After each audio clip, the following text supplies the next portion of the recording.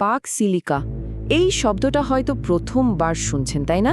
কিন্তু জেনে রাখুন, এই একটা ধারণাই হয়তো ভবিষ্যতের টেকনোলজি আর বিশ্ব রাজনীতির পুরো গতিপথটা ঠিক করে দিতে চলেছে। আর আজকে আমরা ঠিক সেই অবিশ্বাস্য গল্পটাই শুনব, কিভাবে ভারত এই এক্সক্লুসিভ ক্লাবে ঢোকার সুযোগ পেল। তো সবার আগে যে প্রশ্নটা মাথায় আসে সেটা হলো, এই প্যাক সিলিকা জিনিসটা আসলে কি, আর কেনই বা এটা এতটা গুরুত্বপূর্ণ হয়ে উঠল? সহজ কথায় বলতে গেলে প্যাক সিলিকা হলো আমেরিকার নেতৃত্বে তার সবচেয়ে কাছের বন্ধুদের নিয়ে তৈরি একটা জোট। এদের একটাই লক্ষ্য, silicon chip, semiconductor, artificial intelligence, মানে ভবিষ্যতের যত গুরুত্বপূর্ণ প্রযুক্তি আছে সেগুলোর উৎপাদন আর সাপ্লাই চেইন নিজেদের নিয়ন্ত্রণে রাখা। মানে যারা এই জোটকে কন্ট্রোল করবে তারাই আসলে আগামী দিনের টেক দুনিয়াকে কন্ট্রোল করবে। আমেরিকা, জাপান, ব্রিটেন থেকে শুরু করে সাউথ কোরিয়া, এমনকি সংযুক্ত আরব আমিরাত পর্যন্ত এরাই ছিল এর অরিজিনাল সদস্য। কিন্তু সবচেয়ে অবাক করার মতো ব্যাপার হলো, এই পাওয়ারফুল গ্রুপে শুরুতেই ভারতকে কোনো জায়গায় দেওয়া হয়নি।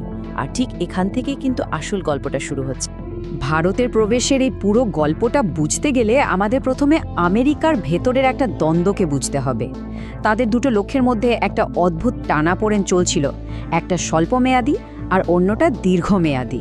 দেখুন, একদিকে ছিল তৎকালীন ট্রাম্প প্রশাসনের উদ্দেশ্য ভারতের সাথে যে ট্রেড ডেফিসিট বা বাণিজ্য ঘাটতি আছে সেটা কমানো, আর তার জন্য তারা চাপ দিচ্ছিল, শুল্ক বসাচ্ছিল। আর অন্যদিকে ছিল আমেরিকার ডিপ স্টেটের অনেক লম্বা সময়ের প্ল্যান। চীনকে যদি আটকাতে হয় তাহলে ভারতকে স্ট্র্যাটেজিক পার্টনার হিসেবে পাশে লাগবেই। এই দুটো উল্টো দিকের টানাপোড়েনই পরিস্থিতিটাকে খুব জটিল করে তুলেছিল। এখন প্রশ্ন হলো, এই ডিপ স্টেট ব্যাপারটা ঠিক কি? আসলে এরা হলো আমেরিকার নিরাপত্তা, মিলিটারি আর ব্যবসা জগতের সবচেয়ে প্রভাবশালী লোকেদের একটা অদৃশ্য গোষ্ঠী। মানে কে প্রেসিডেন্ট হলেন বা গেলেন তাতে এদের দীর্ঘমেয়াদী পরিকল্পনায় বিশেষ কিছু যায় আসে না। এরাই হলো বিশ্ব রাজনীতির দাবা বোর্ডের আসল খেলোয়াড়। এই ডিপ স্টেটের আসল চিন্তাটা কিন্তু লুকিয়ে আছে ভবিষ্যতের একটা হিসাবে।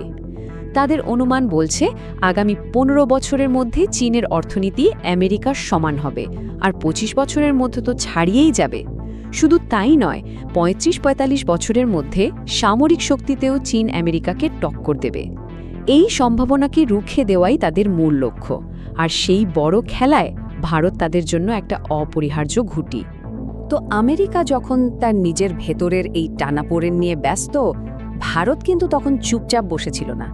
তারা খুব ঠান্ডা মাথায় নীরবে নিজেদের একটা ক্যালকুলেটেড প্ল্যান নিয়ে এগিয়ে যাচ্ছিল।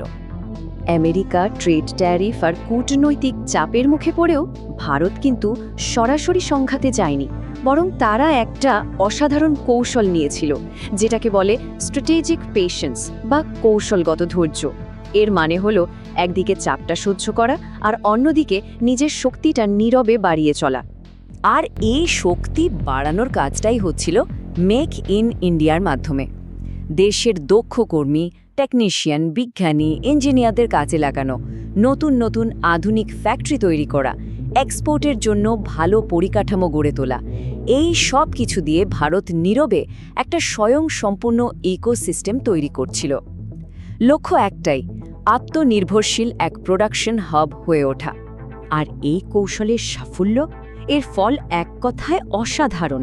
আজ মেক ইন ইন্ডিয়ার অধীনে তৈরি হওয়া গাড়ি বিশ্বের 100টারও বেশি দেশের রপ্তানি হয়। ভাবুন একবার, এটাই ভারতের বাড়তে থাকা উৎপাদন ক্ষমতার একটা জ্বলজ্জন্ত প্রমাণ।